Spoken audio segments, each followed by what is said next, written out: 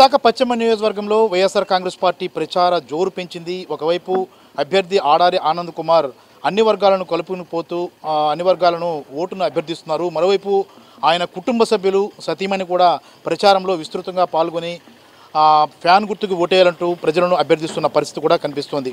సతీ ప్రస్తుతం ప్రచారంలో పాల్గొంటున్నారు. ఎలాంటి ప్రభావం కనిపిస్తోంది అన్న అంశాలకు సంబంధించి ఆనంద్ కుమార్ గారు సతీమణి మాలతి గారు ఉన్నారు. మేడం, మీరు ఎన్ని రోజులుగా ప్రజల్లో పరిచయం చేస్తున్నారు, అంటే ఓటు అడుగుతున్నారు, ఎలాంటి ప్రభావం కనిపిస్తుంది ప్రజల నుంచి, ఎలాంటి స్పందన వస్తుంది? స్పందన అయితే చాలా బాగుందండి. ప్రతి ఇంటి దగ్గర కూడా చాలా అంటే మన జగనన్న గారు ఇచ్చిన పథకాలని ప్రతి ఒక్కరు చెప్తూ మేము ఆయన తప్పితే ఎవరికి ఓటేస్తామని అందరూ కూడా చాలా చాలా బాగా రిసీవ్ చేసుకుంటున్నారు. చాలా ఆనందంగా ఉందండి. అంటే ఇంట్లో మీరు ఒక సతీమణిగా ఇంటి వ్యవహారాలన్నీ చూసేవాళ్ళు, ఇప్పుడు ఒక్కసారిగా జనంలోకి వచ్చి ఓట్లు అడుగుతున్నారు అంటే దానికి దీనికి తేడా ఏమనిపిస్తుంది? అంటే ఒక రాజకీయ నాయకుడు ఎంత కష్టపడాలి అన్నది ప్రత్యక్షంగా కనిపిస్తుందా మీకు? బాగా కనిపిస్తుంది అంటే, కానీ అందరూ ఆదరణ అయితే ఎక్కడికి వెళ్ళినా కూడా చాలా బాగా రిసీవ్ చేసుకుంటున్నారు. ఇంట్లో అంటే వేరు, బయటకు వచ్చేసరికి నలుగురిలో కలిసి తిరగాలి కదండి. సో అదైతే మాత్రం చాలా బాగుందండి. ఆదరణ అయితే చాలా చాలా బాగుంది. మరి ఆయన కాకపోతే ఎవరిని గెలిపించుకుంటాం, చాలా పథకాలు ఇస్తున్నారు మన జగనన్న గారు. అలాగే ఆనంద్ గారు కూడా చాలా చాలా చేస్తున్నారు. మాకు రోడ్లు వేసారు, లేదంటే ఇప్పుడు పెన్షన్లు ఇస్తున్నారు, ఇలా చాలా చెప్తున్నారండి. చాలా ఆనందంగా ఉంది. అంటే మీ వెనక ఇంతవరకు ఆనంద్ గారు, మీ విజయం వెనక ఆనంద్ గారు ఉండుంటారు ఖచ్చితంగా.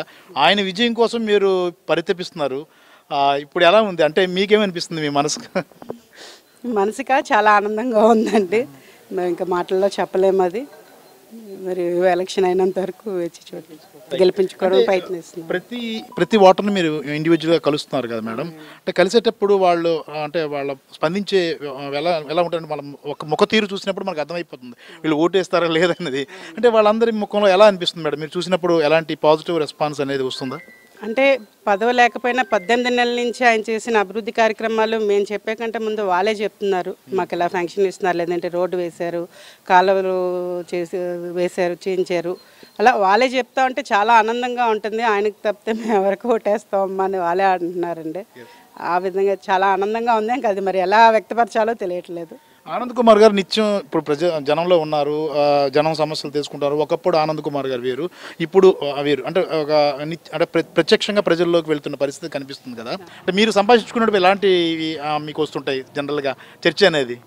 చర్చ అంటే ఇంట్లో ఒక ఫ్యామిలీ గురించి, పిల్లల గురించి, పిల్లలతో స్పెండ్ చేయడం చాలా ఇష్టం.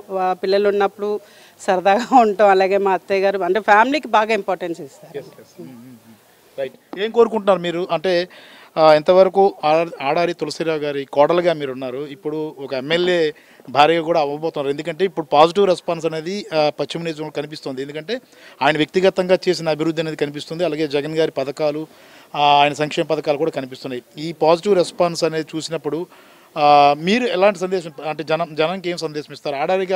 ఆడారి ఆనంద్ కుమార్ గారి విషయంలో మీరు ఎలాంటి భరోసా ఇస్తారు ప్రజానికి? అంటే మీరు అన్నట్టు తులసిరావు గారు కోడల్ని అన్నారు. కోడలు అనే కంటే కూతురు అనడం మంచిదండి. ఎందుకంటే ఆయన కోడల కంటే కూతురుగా చాలా బాగా ఆయన చూసుకున్నారు. ఆయన లేని లోటు అయితే మాకు తీరంది. అది మాత్రం ఆయన గెలిపించుకుంటే సేవలు చాలా చేస్తారండి. అంటే సేవ చేయడం కోసం అంటే మా మావయ్య గారు కూడా అదే బాటలో నడిచారు. ఆయన బాటలో మా వారు నడుస్తున్నారండి. మా మావయ్య గారు చాలా సర్వీసులు చేశారు. ఆయన ఏది కూడా చెప్పుకోలేనివి చాలా చేశారండి. చదివించారు, ఆరోగ్యం రీత్యా చాలా చాలా చేశారు ఆయన. సో అలాగే ఈయన కూడా ఆయన బాటలో నడుస్తారని చెప్పదలుచుకున్నాను. ఇంకోటి అంటే వ్యక్తిగతంగా ఆయన ఎలా ఉంటారు మేడం ఆనంద్ కుమార్ గారు? వ్యక్తిగతంగా చాలా బాగుంటారండి, చాలా ఫన్నీగా ఉంటారు. అలా లేదు, అలా అనిపిస్తుంది మీకు సీరియస్గా ఉన్నట్టు, బట్ చాలా ఫ్రెండ్లీగా ఉంటారండి.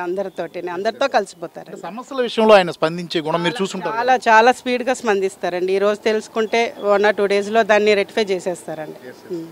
అది మీకు first of all health and education అనేసరికి ముందు ప్రయారిటీ ఇస్తారండి. అది మావయ్య గారి దగ్గర నుంచి వచ్చింది అంతా. మా ఆడపడుచు గారు కానీ మా వారు కానీ వీళ్ళందరూ కూడా అదే బాటలో నడుస్తున్నారండి. Thank you very much madam. Thank you అండి. Thank you. చూసుకుంటాం కదా, మాలతి గారి ప్రచారం విస్తృతంగా సాగుతోంది. అయితే ఇంతవరకు ప్రత్యక్ష రాజకీయాల్లోకి లేని కుటుంబం ఆడారి తులసిరావు గారు కూడా పరోక్ష రాజకీయాలను ఆయన శాసించారు. ఇప్పుడు ఆ కుటుంబం ప్రత్యక్ష రాజకీయాల్లోకి వచ్చింది. అయితే ఒకవైపు మున్సిపల్ చైర్మన్గా రమాకుమార్ గారు యాక్టివ్గా ఉన్నప్పటికీ ఆనంద్ కుమార్ గారు అయితే ప్రస్తుతం ప్రత్యక్ష రాజకీయాల్లోకి రావడం ద్వారా అనతి కాలంలోనే ప్రజల మన్ననలను అయితే పొందుకున్నారు. పశ్చిమ నియోజకవర్గం ఒక టఫ్ నియోజకవర్గంగా భావించినప్పటికీ ఆనంద్ కుమార్ వచ్చిన తర్వాత పరిస్థితులు ఒక్కసారిగా మారుతూ వస్తున్నాయి. వైసీపీకి అనుకూలంగా మారిన పరిస్థితి కనిపించింది. తాజా సర్వేలు కూడా అదే చెప్తున్నాయి. మొత్తం మీద కుటుంబ సభ్యులంతా కూడా రంగంలో దిగి ప్రజలందరూ కూడా ఓటు హక్కు అడుగుతున్నారు. ఆనంద్ కుమార్ గారికి ఒకసారి అవకాశం కల్పించండి, ఆయన కూడా అభివృద్ధి బాటలో పశ్చిమ నియోజకవర్గానికి తీసుకువెళ్తారన్న అభిమతాన్ని ప్రజల ముందు ఉంచుతున్నారు. అలాగే వారందరూ కూడా కృషి చేయడానికి కూడా ప్రజలు కూడా నేరుగా వారితో కలిసి హామీ ఇస్తున్న పరిస్థితి కూడా కనిపిస్తుంది. కెమెరామెన్ మూర్తితో ప్రసాద్, ఐడ్రీ మీడియా, విశాఖపట్నం.